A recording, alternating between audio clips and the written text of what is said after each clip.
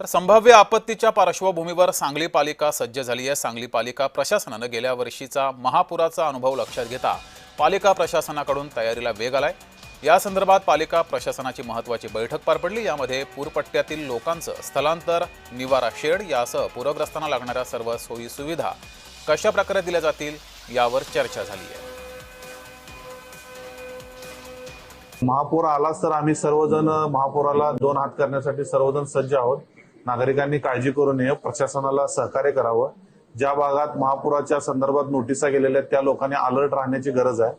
जर पाऊस जास्त प्रमाणात अचानक पडला आणि पाणी जर कोयना धरणातून सोडलं आणि पाणी जर शहरात शिरलं तर ज्या भागात पहिल्यांदा शिरतंय त्या भागातील लोकांची राहण्याची वेळ, खाण्याची व्यवस्था, खाण्यापिण्याची व्यवस्था, सर्व व्यवस्था आम्ही करून ठेवलेली आहे।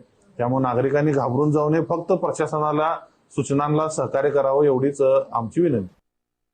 आपत्ती मित्र जे ॲप आहे त्यामध्ये सर्व काही माहिती तासाने तास आपण त्यामध्ये अपडेट करत आहोत। त्या अनुषंगाने सांगलीकरांनी काही भीतीचे वातावरण न करता त्यामध्ये त्याला फॉलो करावी आणि काही काळजी न करून प्रशासन आपलं नक्की सर्व प्रकारचे सहकार्यासाठी सज्ज आहेत।